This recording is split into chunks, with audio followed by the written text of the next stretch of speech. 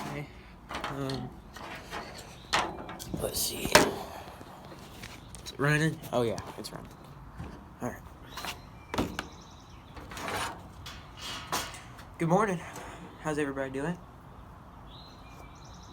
Today we're going to be doing an unboxing, but before that, if you're wondering what happened to my finger, I was making a lure video, making lures basically, and my chisel went straight through my finger, about this deep, so that's why this is like this, and that's why we're doing an unboxing.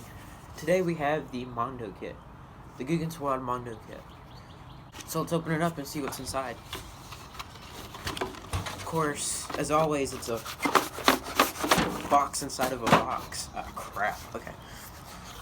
Oh man.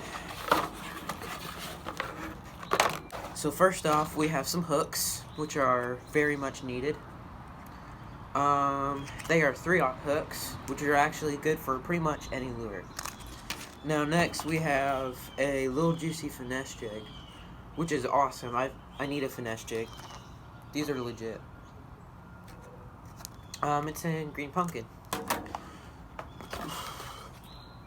Now there's an awesome sticker. I love stickers. Next we have the mini banger. It looks amazing. That looks awesome. I'm definitely going to be using this sometime soon. And then last but not least, here is the Zinger Spinnerbait in the bluegill color. Now what I'm going to say real quick for you guys, if you're wondering what's the best color for anything, bass's vision is different from ours. If bass were people, they'd be colorblind. Let me explain. Humans have 3 receiving cones, which is in their eyes. In our eyes, we have 3 receiving cones, which is red, green, and blue. Everything's a variation of those 3 colors, so we can see every color.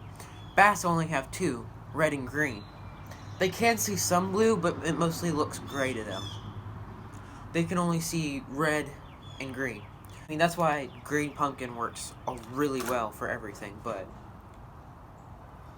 if you want to, I'll link the video down below. One Cast Fishing did this awesome video explaining of how bass see. Basically, scientists did a study to see what color they can see best, and so they trained them to attack certain colors and gave them a food reward for attacking those colors. When presenting a new color and telling them to attack it, the red-based bass and the green-based bass attacked it best. Basically meaning they see red and green best. They are attracted to those colors. Another thing is Edwin Evers did a video on the best lure colors as well, and I'll link that down below. And black works so well in any color, in any conditions, because it's just black. It absorbs every single wavelength of color. Whereas, let's see, white is a reflection of all of the wavelengths of color. Basically, in physics, white and black are not colors. That's why it works so well. All the other color wavelengths are absorbed into that color, and then the one color wavelength that was not absorbed into it bounces back, which is the color you see. Bass see green and red best, and that's what they are most reactive to whenever the water is very clear. Now when you have stained water, red's not going to work that well. Green's still going to work well. When you get really muddy water, you're going to want black. Blue is not a big deal. It's not anything special. You want black.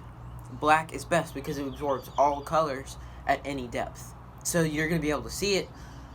The fish are basically going to be able to see it all the way down to like 50, 60 foot until there's literally no light left. But what I'm talking about is bass fishing. They're not going to go that deep. We're talking about 15 foot of water at the most, even in the winter. Right now, out of all the stuff I have, the mini banger, that's what it's called? Yeah. The ghost gill color, the little juicy finesse jig, the Zinger. Oh, hammer hooks don't count because they're not a color. These are all going to work great. There's a reason why green pumpkin has worked really well throughout the years, and that's just my thought on that. Red and only clear water because it disappears in the water the fastest, just because its wavelengths aren't as strong. So red is only best in really clear water, shallower, and it does work well, don't get me wrong, but that shouldn't be your first resort unless, like I said, it's clear and shallow, because they're going to be eating crawfish and stuff.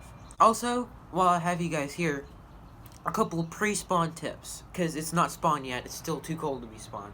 A couple of pre-spawn tips for y'all. First, they're going to be feeding up shallow. They're going to be feeding up shallow on the banks. They're going to be pushing shad and crawfish up onto the banks and trying to eat them. So they're either, like I just said, they're going to be clear and shallow or stained in about 7 foot of water. They're going to be feeding up for the spawn, of course. So you're going to want stuff that is less finesse than normal winter, but more finesse than spring. So you're gonna, like I'm talking about, you're gonna want spinnerbaits, you're gonna want crankbaits, and you're gonna want jerkbaits, and that's pretty much all I'm gonna fish with, unless there's heavy vegetation. And I'm not fishing that this time of year because it doesn't retain heat. What retains heat now is wood and rock. You're gonna want to fish riprap. You're going to want to fish banks where there's rock or laying timber. You're going to be wanting to fish bluffs as well as main lake points that are flat. I can't think of anything else to say. With riprap, you're going to want to fish jerkbaits and spinnerbaits. In the shallow with standing timber, you're going to want a crawl-like presentation or like a jig or a crankbait, depending on how cold it is. If it's a little bit warmer than normal, you're going to want a crankbait. If it's colder, you're going to want a jig. Of course, a little stick bait is going to work fine, but these are going to be, bass are going to be more they're going to respond better to these. So, just to let you know. Thank you guys for tuning in today. I appreciate all the support you're giving me. We're up to 30 subscribers. Like, you don't have to. If you wouldn't mind, hit that subscribe button and like this video if you like these instructional videos, and see you next time.